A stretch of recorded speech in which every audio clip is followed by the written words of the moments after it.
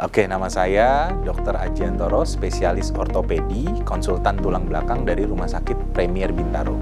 Dok, saya umur 16 tahun. Saat sit up, punggung saya terasa berbunyi kretek-kretek dan bahu kanan saya lebih rendah dibanding bahu kiri dan juga sering merasa kesemutan punggung. Apakah hal ini termasuk skoliosis? Oke, usia 16 tahun, usia pertumbuhan, di mana saat terdapat ketidaksimetrisan dari bahu, ya khususnya salah satu bahu yang lebih tinggi atau adanya tonjolan pada bagian punggung, sebaiknya dilakukan pemeriksaan yang kita sebut pemeriksaan radiologi. Ya, periksakan ke dokter, datang nanti dilakukan pemeriksaan oleh dokter ahli tulang belakang, lalu dilakukan pemeriksaan radiologi adalah ronsen untuk melihat bagaimana kurva dari tulang belakang tersebut. Nah, di sanalah baru kita bisa mengetahui derajat kelengkungan apabila Anda mengalami skoliosis. Dan tata laksana atau pengobatan yang dilakukan berdasarkan derajat kelengkungannya tadi. Dan hal ini harus dilakukan mengingat usia 16 tahun adalah usia pertumbuhan. Sehingga bila Anda mengalami skoliosis, kelengkungan yang terjadi di usia 16 tahun itu masih bisa meningkat. Ya, kira-kira itu. Hai dok, setiap pagi bangun tidur saya sering menggeretak bagian tulang pinggang. Terkadang saya meminta diinjak agar terasa enakan. Nah, apakah ini dalam jangka waktu panjang akan berbahaya untuk postur tulang bengkok? Sifatnya kalau kita membunyikan tulangnya atau kita sebut kretek, itu ada gesekan di antara kedua tulang. Nah, gesekan itulah yang menyebabkan suatu bunyi, ya, seperti kretek atau bunyi lainnya bisa pada jari kita. Prinsipnya adalah sebetulnya gesekan pada kedua tulang itu tidak boleh kita paksakan, ya, dengan kretek tadi. Karena apa? Karena lapisan tulang-tulang yang mengalami pergesekan tersebut itu bisa mengalami suatu erosi antara tulang, ya. Sebaiknya lakukanlah di pagi hari. Memang bila Anda memiliki masalah tulang belakang, lakukanlah peregangan, olahraga, stretching yang lebih natural atau fisiologis sehingga otot dan sendi serta tulang belakang Anda tetap sehat. Dok, saya sudah setahun pasca operasi skoliosis. Apakah setelah operasi derajat lengkungannya masih bisa bertambah? Dan jenis olahraga apa saja yang bisa saya lakukan?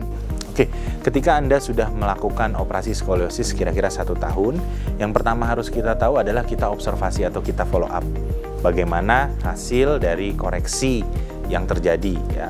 Apakah struktur tulang belakang Anda atau pemasangan implan skoliosis tulang belakang Anda tetap sama di posisinya. Dan yang kedua, apakah kesembuhan sudah terjadi, di mana kesembuhan yang kita hasilkan dari skoliosis kita sebut namanya fusion atau tulang belakang yang kita lakukan koreksi itu sudah menyatu.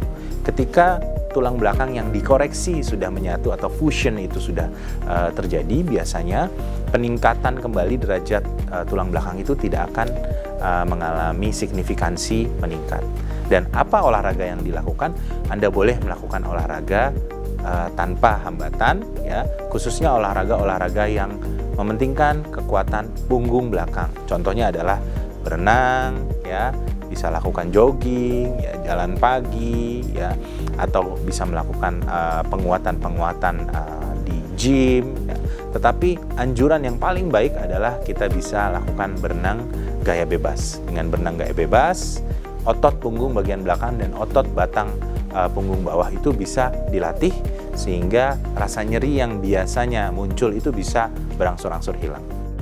Hai dok, orang tua saya ada riwayat skoliosis. Karena itu saya rutin mengkonsumsi vitamin D.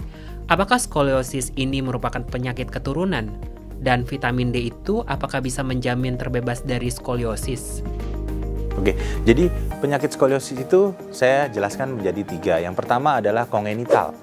Ya, skoliosis ini terjadi memang sejak lahir karena ada masalah di saat kehamilan. Yang kedua adalah skoliosis idiopatik di usia remaja, ya, 10-18 tahun. Dan yang ketiga adalah skoliosis yang saya sebut adalah degeneratif di usia lansia. Tidak dikatakan bahwa skoliosis merupakan penyakit keturunan.